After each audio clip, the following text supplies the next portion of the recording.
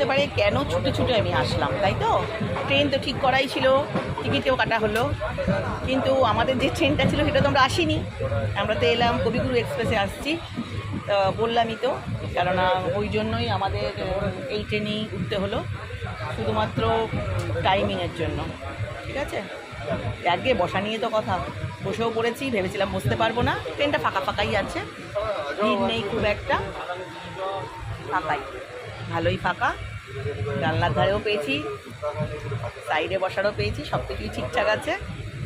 চলো দেখতে দেখতে যাই, বাইরের ভিউটা ভালোই লাগে।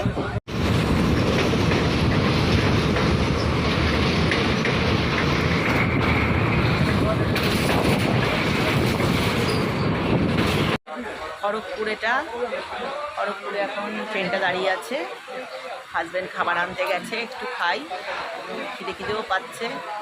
ওখানে পরপর এত ভিডিও করছি, আমার ফোনের চার্জও শেষ হয়ে গেছে। এখন ফোনটা চার্জেও বসিয়ে দিয়েছি, চার্জে বসিয়েই কথা বলছি, কারণ চার্জ শেষ হয়ে গেলে কথা বলবো কী করে তোমাদের সাথে। এই চার্জে বসিয়ে তাই গল্প করছি তোমাদের সাথে মাঝে মাঝেই। আর বর খাবার আনতে গেছে, কী খাবারটা খাই দেখি, কী খাবার আসে।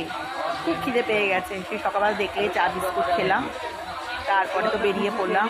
ট্রেনে খুবই কথা হচ্ছে, হয়তো তোমরা বুঝতে পারছো না আমার কথা, একটুখানি কষ্ট করেই বুঝো। কী অবস্থা, একটা দোকানপাটও বসেনি, দোকানপাট কিচ্ছু নেই।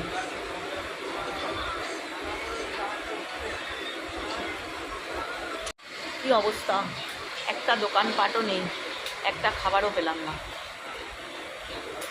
খিদেতে পেট চুইচুই করছে, কিছু বিস্কুট পাতিও আনেনি এবারে। একদিনের জন্য কত কি আনবো, শুধুই ছোটো একটা ব্যাগ আর পিঠের একটা জামা কাপড়ের, এক রাতের থাকার জামা।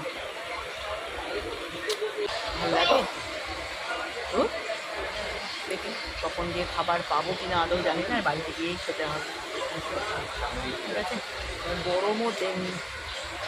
ঠিক আছে, খাবার খেলে দেখাবো, খাবার যদি খেতে পাই দেখাবো, না খেতে পাই আর দেখাতে পারছি না।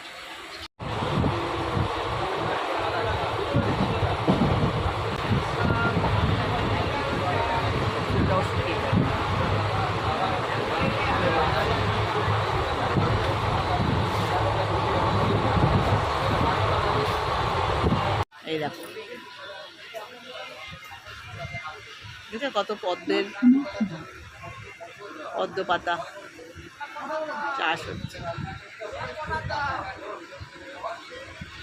চিংড়ি মাছের দেখো ভেরি চাষ হচ্ছে।